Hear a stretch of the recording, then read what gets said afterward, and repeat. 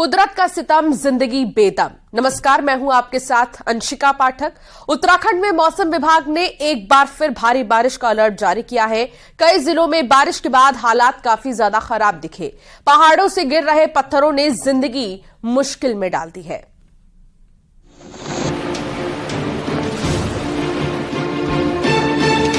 मॉनसूनी season में कुदरत के क्रोध की तस्वीर कई राज्यों से सामने आ रही है।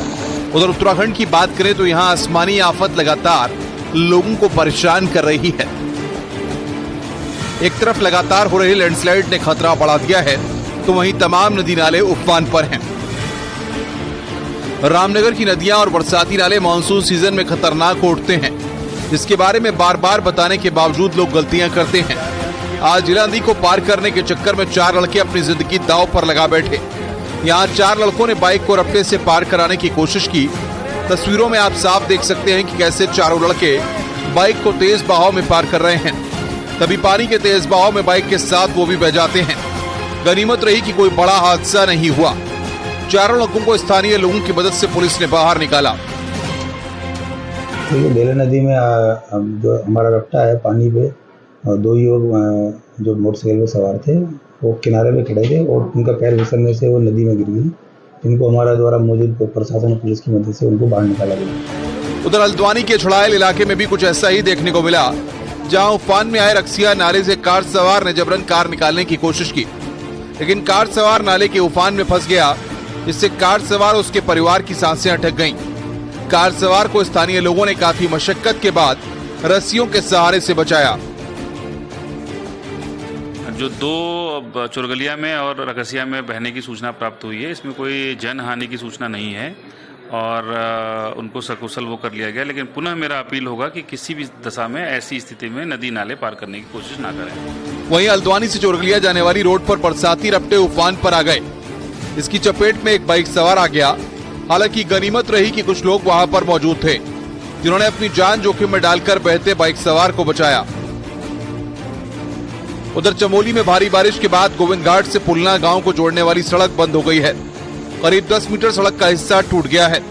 वहीं सड़क बंद होने से आवाजाही पर ब्रेक लग गया है और लोगों को भारी दिक्कतें हो रही हैं। गोविंद घाट पांडुकेश्वर क्षेत्र में कल देर रात को जमकर बारिश हुई, जिसके बाद तमाम मुसीबतें शुरू हुई। उत्तरकाशी में बरसात के चलते कई सड़कें भूस्खलन की चपेट में हैं। जोगत मोटरमार्ग तुलियाड़ा के पास भारी भूस्खलन होने से बंद हो गया, इसके चलते बच्चे स्कूल नहीं जा पा रहे हैं। उधर जोशीमठ में भारी भूस्खलन की तस्वीर न्यूज 18 के कैमरे में कैद हुई है। जोशीमठ के मारवाड़ी में भारी भरकम भूस्खलन हुआ। यहां हरे भरे पेड़ और बड़े बड़े बोल्डर नदी में समा गए हैं। मारवाड़ी से लेकर सुनील क्षेत्र तक जनवरी महीने में आई दरारों से प्रभावित इलाका भूस्खलन की जद में आ गया है। जोशीमठ के निचले तटों में लगातार लैंडस्लाइड हो रहा है और आप तस्वीरों में भी देख सकते हैं किस तरीके से जब हम यहाँ पे पहुँचे तो यहाँ पे बहुत बड़ा लैंडस्लाइड हुआ। बड़े बड़े पेड़ टूटे और जो बड़े बड़े बोर्डर हैं वो गिरकर सीधे अलकनंदा नदी में समा रहे। ये पूरा मारवाड़ी का इलाका है जो पूरा इस समय खतरे की जोन में रखा गया है, रेड जोन में इसको रखा गया है। ट्रीटमेंट का काम अभी तक शुरू नहीं हो पाया, लेकिन सबसे बड़ी समस्या ये है कि इतने बड़े एरिया में ट्रीटमेंट भी प्रशासन किस तरीके से करेगा, किस तरीके से सुरक्षा दीवारों का काम होगा, ये भी अपने आप में बहुत बड़ा सवाल है।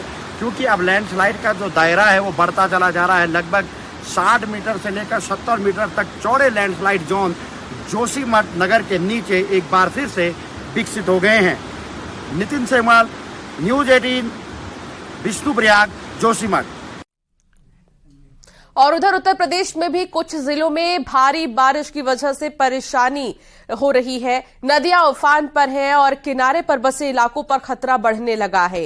इस बीच हादसों की तस्वीर भी सामने आ रही है। आपको दिखाते हैं तस्वीर कि आखिर किस तरीके से हर तरफ तबाही का मंजर देखने को मिला।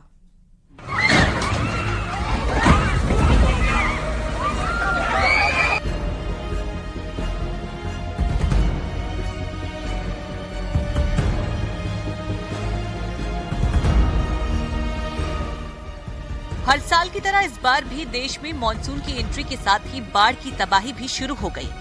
बारिश की तबाही के एक राउंड के बाद अभी भी स्थिति कई जगहों पर परेशानी पैदा कर रही है। इस बीच हादसे की तस्वीरें भी सामने आई हैं। मध्य प्रदेश में इंदौर के पास लापरवाही के चलते कुंड में कार गिर गई। इसके बाद वहां आसपास खड़े लोगों ने दंपति और बच्चे को बचाया। परिवार इंदौर के पास का रहने वाला है।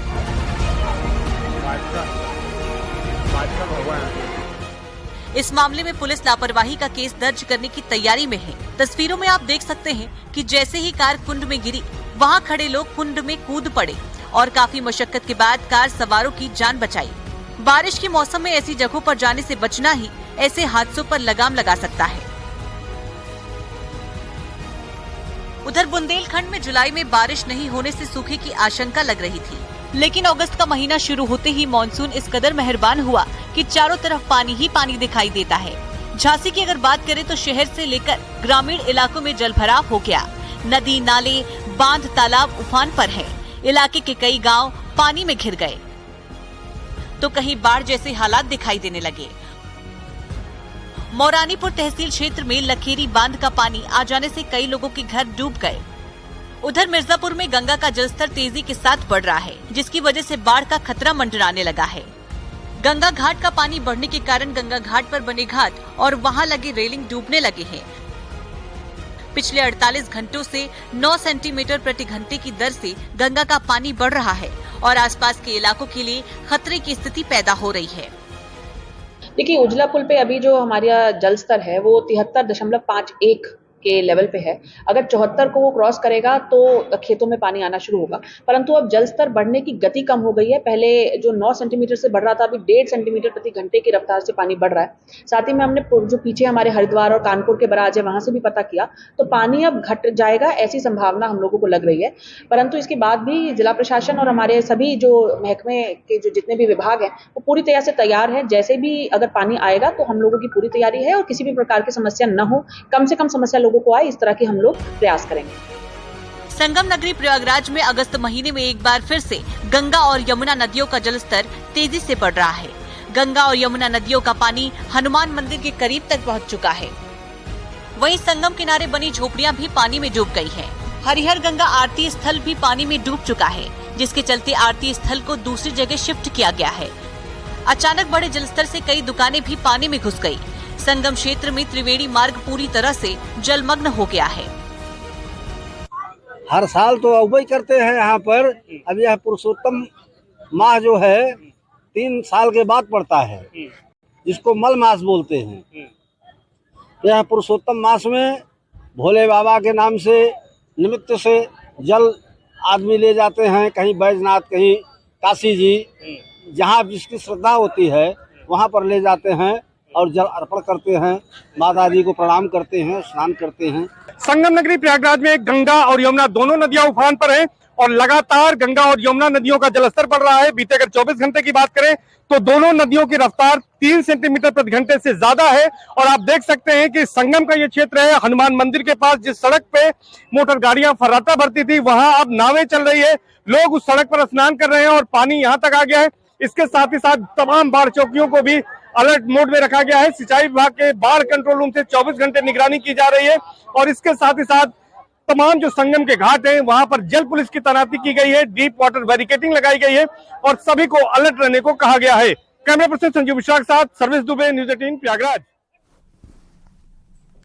उत्तर प्रदेश विधानमंडल का मॉनसून सत्र इस बार काफी हंगामेदार होने वाला है, क्योंकि विपक्षी दल महंगाई की मार पर टमाटर की तरह लाल है। इतना ही नहीं, कई ऐसे मुद्दों को भी उठाने की तैयारी है जो यूपी से इत्तेफाक ही नहीं रखती, जिसकी तस्वीर आज भी देखने को मिली। तो किसी की कोई मजबूरी नहीं है, सबने अपने अपने स्थान के ऊपर जो कहा किया। विधानसभा नियमावली मानसून सत्र में सार्थक चर्चा पर सहमति बनी, मुद्दों पर बहस की बात हुई, लेकिन उत्तर प्रदेश सदन में विपक्ष मणिपुर का मुद्दा ले आया। मणिपुर के ऊपर चर्चा होगी तो फिर पूरे देश के सारे स्टेट की चर्चा उत्तर प्रदेश की विधानसभा नहीं करेगी। समाजवादी पार्टी के विधायक उत्तर प्रदेश पर नहीं बल्कि मणिपुर पर चर्चा के लिए हंगामा करने लगे, तो विधानसभा अध्यक्ष सतीश महाना विपक्षी सदस्यों को शांत कराते दिखे।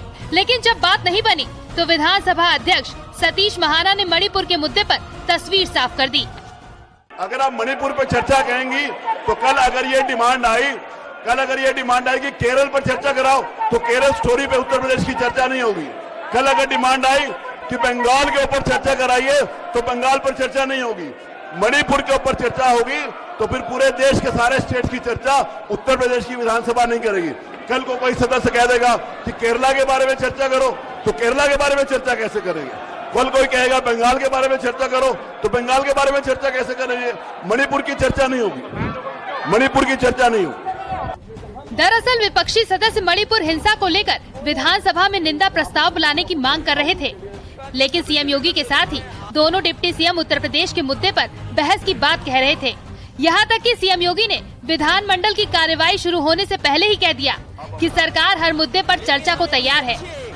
साथ ही उन्होंने ये भी संदेश दिया कि यूपी अब बीमारू राज्य की श्रेणी से निकल चुका है।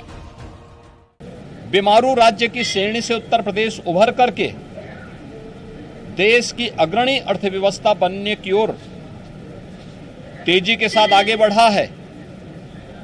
स्वाभाविक रूप से उत्तर प्रदेश की 25 करोड़ जनता के प्रति हम सब की प्रतिबद्धता होनी चाहिए और डबल इंजन की सरकार उन्हीं प्रतिबद्धताओं के साथ अपने आप को जोड़ते हुए कार्य करने को तैयार, पूरी प्रतिबद्धता के साथ कार्य कर रही है।